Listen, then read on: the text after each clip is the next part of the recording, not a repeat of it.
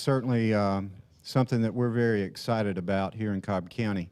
My good friend Preston Halliburton had contacted me a couple of weeks ago and said, look, we've got this initiative that we want to talk about. We want to get the champ involved, and will you help us? And so I got with the district attorney and with the sheriff, and we all came together to bring this to you today. So to talk a little bit about this initiative, I want to introduce to you my good friend and attorney, Preston Halliburton.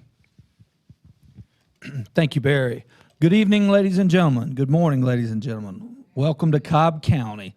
Tonight's bout's brought to you by Cobb County government.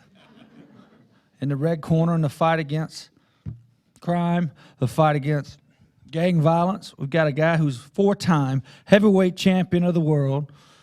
He comes from Atlanta, Georgia, the Warren Boys Club. He's 6'2", made of steel and women appeal. He's the man of the hour, the man of power, too sweet to be sour. He's Evander, the real deal Holyfield. Yeah. Thank you very much. I'm honored to be here, and the reason why I have such a passion for the kids, I just like to say little things about how I became who I am. At 6 years old, I got an opportunity to go to the Boys Club, and we call it the Warren Boys Club in Grand Park, by Grand Park. And, so with me being the youngest at 9, my brothers and sisters beat me in everything. They used to call me a crybaby. And so, and I told Mama it ain't fair. I said, I'm the youngest. And my mama told me that, she said, son, it's kids being born each and every day. You're not the youngest. They don't supposed to let you win. She said, it's not going to be like that in life. And I was just, but everybody, all my friends in school, they were the baby too, or they family.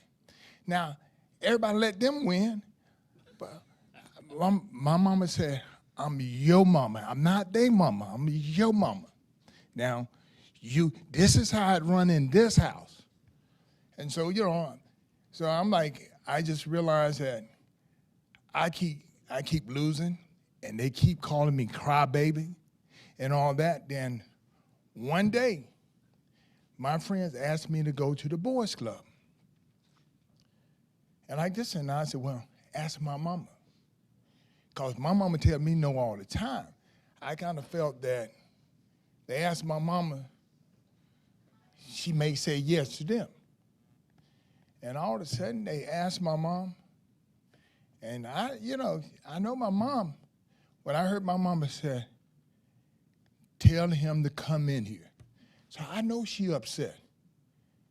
And she looked me right in my face, and she said, let me tell you something.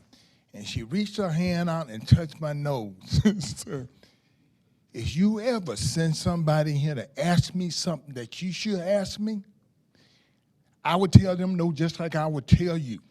I'm going to let you go this time. Don't you ever do that again.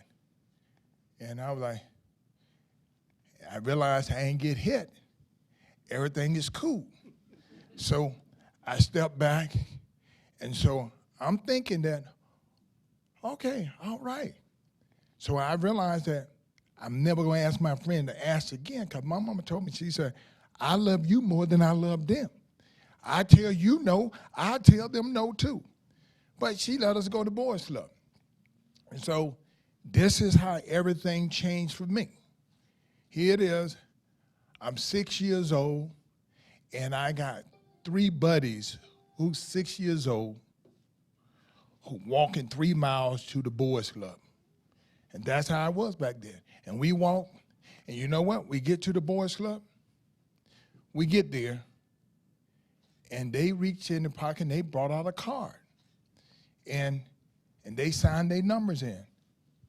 So the lady asked me, she said, are you a member? Well, I didn't know what member mean. Then she said, do you have a card? And I looked and said, no, ma'am. She said, well, you're not a member then. She said, you got a quarter? it shocked me. And she said, a quarter. At that time, I used to get a nickel if I did something good. And so if I knew it was going to cost a quarter, I wasn't going to ever be able to go. Then she said, you got to go home by yourself? And I said, well, yes, ma'am. And so she said, she turned around, and she reached in her brassiere. She brought a hot quarter out. She gave me this hot quarter, and that quarter that she invested in me allowed me to be the person I am today. Because if I never went to that boys club, I would never be who I am. That boys club saved me from the neighborhood I stayed in. I stand here today and say, you know what? I started boxing at the age of 8 years old. I'm the only person in the world, in this whole wide world, ever been the heavyweight champion of the world 4 times. Now, but before I became the heavyweight champion of the world, I became the undisputed cruiserweight champion. I'm the only person ever been the undisputed cruiserweight champion of the world too. And, you know, I'm the only one that I just, you know, people just to get in trouble. Now, I didn't get in trouble because I got 3 whoopings a day because my mama made sure that anything that had happened, that she was going to know what's going to happen. And I got them 3 whoopings a day till I became better. So I like to just say that I'm honored to be here to give you all the opportunity to tell you you can make it just like I made it. Because you know what? 3 things that my mama taught me: listen, follow direction, and not quit. Now, these 3 things allow you to be whatever you want to be. But my mama said, if you don't do these 3 things, then you become what the people in the neighborhood would be. And so, and another thing that my mama told me is this, and I learned that too, and because, you know, you when you have older brothers and sisters, now they tell you what they want to tell you. So my older brother and sister told me that white boys couldn't fight. And I'm like, I didn't know because there's none of them stay in my neighborhood. So when I got to the boys club, I found out that, you know what, they may be right. My first fight, I fought this kid, and he just so happened to be white. No, my boxing coach was white, but my boxing coach told me to hit him in the nose. And his coach told him to hit me in the nose. So when I went to hit him in the nose, when I hit him in the nose, he started crying. So the referee stopped the fight, and that one fight, I became the boys club champion. So I go home, and my mama see this trophy. She was so proud of me. So everybody come to the house and says, Miss Holyfield, who's the fighter? She said, that little one right there. And they say, he's small. My mama said, but he can fight. So all of a sudden, my next fight, I hit a kid in the nose. He started crying. I win another trophy. So the third fight, I fight another guy. You know what? I hit him in the nose. He started crying too. So all of a sudden, you know, now I kind of think I'm really good. Because you know what? I got 3 trophies. I hit people in the nose, and they calling me One Punch Holyfield. So all of a sudden, I fight this other white kid. Now, these other kids were white too. But this white kid was a little different. Now, for one thing, I realized that he didn't have the velvet trunks on. He didn't have the bold haircut. And, you know, and I realized, but he was still white. But he didn't have no shoes on either. Now, he fought barefooted too. Now, I fought barefooted. He fought barefooted. But this kid's hair was long and it was in his eyes. And I kind of figured out that my coach, who was white, asked me, he said, are you afraid of him? And I'm like, why would I be? I ain't tell him that, but my thinking was, why would I be scared of him? Because he's white. So when the bell rang, my coach told me to run out there and hit him in the nose. The bell rang, I went out there and I hit him in the nose. His hair went up. And the hair came back down and he hit me back. And for 1 minute, we just slugged it out. And the bell rang. This is my first time come back to the corner. My coach looked and said, "What's wrong?" I said, "He hit me back." He said, "Welcome to boxing." I'm sure. And so it lets you know that in life, eventually, you're going to find that person who's going to hit you back. Then I go out there second round, and for 1 minute, we just swung and hit each other. I come back, and the coach said, "What's wrong?" I said, "He hit me in my stomach." He said, "Hit him back in the stomach."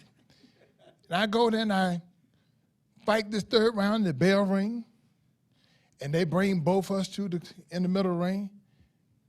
And I'm sitting there, standing there, and said, "And I went on, Cesar Collins." And I looked around, and all of a sudden, I just broke out and started crying.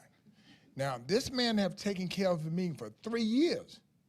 All of a sudden, I tell him, "I don't like you. I don't like you no more. I quit."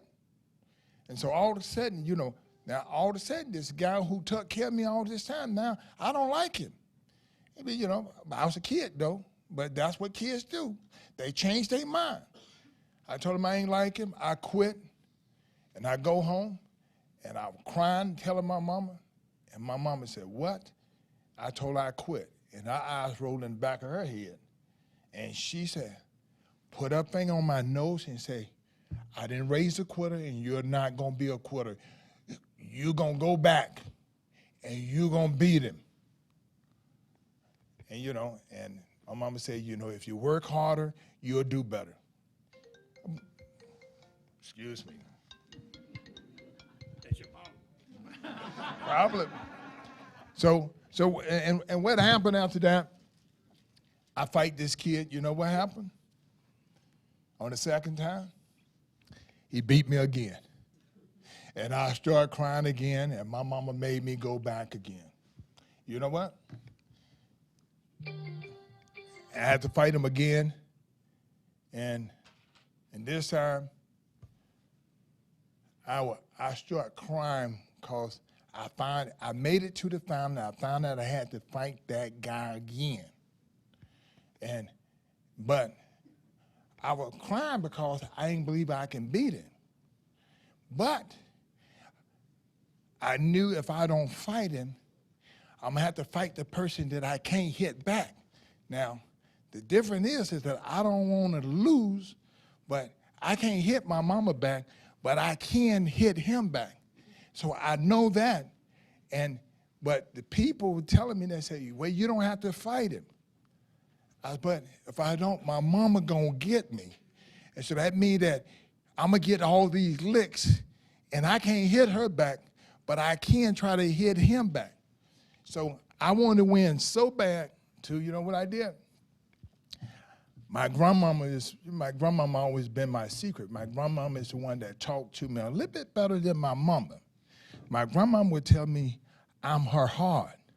And my grandmama said, "We got to stop this stuff. How can I help you? Because when you get whooped, I get whooped too. Because I feel everything that you feel it." So my grandmama went over prayer. My grandmama taught me how to pray. And so she said, "Son, and when you're in a doubt or anything, just ask Jesus to help you." You know what I did? I started praying, started asking Jesus to help me. And from that point, my friends them started laughing at me. But I didn't care. Now, I knew that Jesus worked because my mama can be whooping me. If I call Jesus, she stops. So I know if Jesus can stop her, I don't need that much help with this kid. So you know what? I prayed then. I went into the fight. I won the fight. So when I won that fight, I realized this. Jesus do work. And so I started praying from that point on, I prayed every time. I ended up losing 9 more times. But I won 164 times. So it lets you know that in life, if you don't quit, you'll reach your destination. Like I said, again, I'm the only guy that ever been the heavyweight champion of the world 4 times, and I made the Olympic team. And the greatest thing about making the Olympic team, that's my first time ever being in any place where that they said, ladies and gentlemen, representing USA at 178 pounds from Atlanta, Georgia, Evander Holyfield. When they said everybody in the whole arena cheered. I was so shocked I had so many cheer bombs because of the fact that I never ever had everybody on my side. And because of that, I stand here and tell these young men and young women who have problems, we all do. But the only reason why you make it is somebody choose to give you a helping hand. And I'm that guy that got a helping hand from my mom, from my family, and from the boys club. When the boys club asks me to do anything, I always do it for the boys club because the big part of appreciation is you yourself going back. And this is the reason why I'm here, because the fact of the matter, I would never have been the person who I am if it wasn't somebody else who had more than me and gave me an opportunity. I'm not here because my mama helped me out, but my mama didn't have no money. If it wasn't for that boys club getting me away from the people that I was around, I wouldn't be who I am. And I'm just telling you today, you ought to be happy, you ought to be appreciative that opportunity is there. Because nobody go nowhere without opportunity. Nobody. You can't even get promoted if you don't get an opportunity. So we have to be thankful for the opportunity that's been given us and make the best of the opportunity. I made the best of mine. You know what? In making the best of it, I couldn't be like my friends. You know, my friends, them drink. I ain't doing it. Nope, my mama said, you don't have to break no habit if you don't start in it. I'm the person who didn't get no bad habit, but you know what? Everybody say, oh man, you ain't gonna be nothing. Well, they talk about me, but right today, I'm one of the only athletes that people say are very consistent by doing the right thing. Because my mama told me if I don't get no bad habit, I don't have to break them. And so all the problems you don't have, if you don't pick them up, you ain't got to put them down. That's it. People laugh at me. They used to call me square in school. Oh, he's square. Oh, man, he can't do nothing. You know what? He got to be in the house at 9 o'clock. Yeah. And the only reason why I'd be in the house at 9 o'clock because I ain't want that whooping. My mama put that whooping on down. If I got in trouble, you know what's going to happen? I'm going to have to ask the people, please let me stay in jail the rest of my life because my mama going to kill me when I get out. I'm saying that's how it was. That's how it was with me. And so only thing that I'm trying to get you to see is that, you know, we all make mistakes. My mama made a lot of mistakes. But she said, son, I love you and I want you to be better. So this is the reason why I'm going to tell you the mistakes that I made. So the mistakes that my mama made, I didn't make the mistake because she made them for me. And she said, son, they tough. You'll make your own, but you teach your kids not to make the same one that you make, and they'll get a lot further than you. I'm the first generation in my family. I'm the first generation that got out of the ghetto. My kids, they got a good education because the fact is, I was able to do the things that my mama told me. Now my kid was able to do some things that I didn't do. And this is what it's all about. This is what you call love. Love is somebody wants you to be better, not want you to be the same. That's the reason my mama said, I love you. I want you to be more than I am. And so I'm here today to share what my mama shared with me because appreciation is coming back and telling you all, because I came from the ghetto. I know what it is to be in the ghetto. I know what it is when people look at you and get afraid. Now, when I was a kid, when people look at me, they put that pocketbook on the other shoulder and run this way. Because they thought I was going to snatch their pocketbook and run, but I wasn't the guy. I wasn't the one, but I knew why they did it because I see kids running, snatching people's pocketbook all the time. They know who pocketbook to snatch. They ain't gonna snatch nobody's pocketbook who ain't got nothing in it. So they looking at who pocketbook got something in it. So you know what? I understood, and my mama taught me not to ever be prejudiced. You know why she said don't be prejudiced? Because you limit your opportunity to being successful because the other person who gonna help you may not even look like you. I became all that because I did what my mama said, and my mama wanted me to be better than her. So here I am, not here because I was great. I'm here because my mama wanted me to be better than her, and my mother said, that's what love is really is. Thank you very much. Thank you, champ. Thank you, champ. Ladies and gentlemen, I didn't introduce myself earlier. My name is Preston Halliburton. I'm a lawyer here in Atlanta, and I'm a director of operations, Real Deal Sports and Entertainment. That's Evander's new promotional line. Strangely enough, I grew up in a recreation department, Boys and Girls Club, boxing club. Didn't come from family money, but I made it up, went to law school, became a professional boxer. Obviously didn't go as far as Evander did, but I grew up in that type of environment. Boxing is an Olympic sport. It's one of the worldwide sports. The heavyweight champion of the world is one of the most recognized titles in all the world. And a lot of what you young men don't realize is that at one time, the heavyweight champ was the greatest title in all the world. Evander's bringing that back, a level of gentility to the sport of boxing. So what we would like to do is introduce an initiative that he has. We're calling part of it Knuckle Up, Guns Down America. A real man, if they have a dispute with somebody, you go find a boxing club, you go into the gym. Now, the problem is we don't see gyms on every corner anymore. Used to, you had the Police Athletic Boxing Club. We had the Boys and Girls Club, YMCA. For whatever reason, whether it be political correctness or insurance or whatever reason, oftentimes they took those boxing clubs out of our community. And so with Evander's initiative to fight for at-risk youth, we want to start with using his promotional company to draw awareness to a lot of gang violence issues and a lot more issues with at-risk youth, and start building boxing clubs back into the Boys and Girls Club, YMCA, and in our community, and getting community coaches working with them.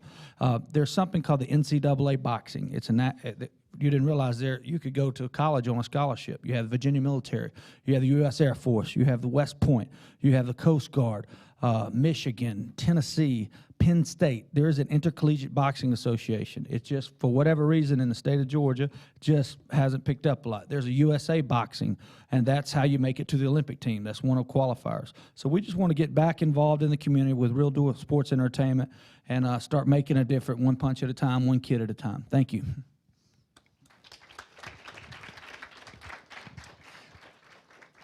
I realized I didn't introduce myself either. I guess I just assumed everybody knew who I was. I'm Barry Morgan. I'm Solicitor General here in Cobb County, and as I said earlier, we have our District Attorney, Vic Reynolds, and our Sheriff, who I believe would like to say just a few words. Thank you, Barry. First of all, Evander, appreciate you coming to Cobb County. Appreciate you telling us the testament you just give to these young individuals. It means a lot to them and to us to hear you give that. And I just want to tell you that when Barry called and asked me if I would participate in this, I told him I'd be glad to. In any way that I could help you to get this started, I'm willing to do so, because we built many jails here in Cobb County, unfortunately, and I know Vic and Barry agrees with me. We have built enough jails. I want to stop building jails and building centers so these young folks, black or white, whoever, will have an opportunity to get out of the streets so they become someone. I don't know if they can come as good as you, because you were the best, but hopefully if it keeps them out of jail and keeps them out of the gang, we've done what we needed to do. So I just want to thank you for what you're trying to do, and again, tell you thank you for coming to Cobb County, and God bless you. Thank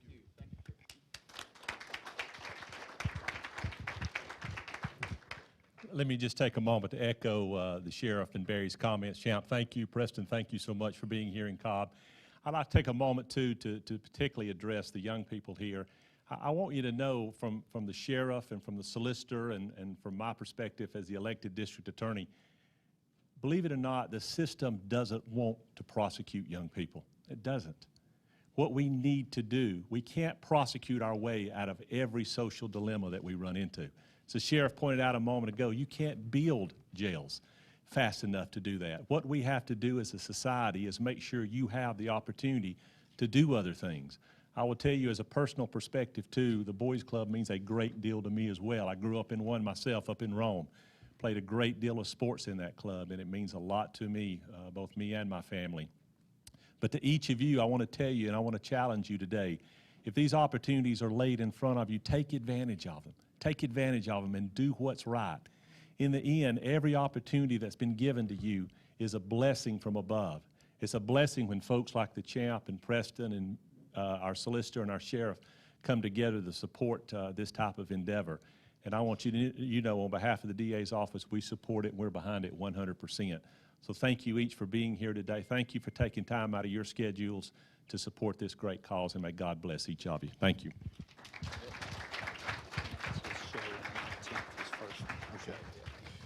The very first show that The Real Deal is going to put on is on October the 19th at the Georgia Freight Depot to sort of help with this initiative.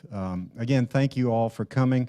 Our presiding judge from juvenile court, Judge Hamby, is here. Thank you so much for being here today. We would like to have the Champ have some opportunity to meet one-on-one with some of the young folks who are here today as well. So if we could give them that opportunity, that would be wonderful. But thank you again for coming.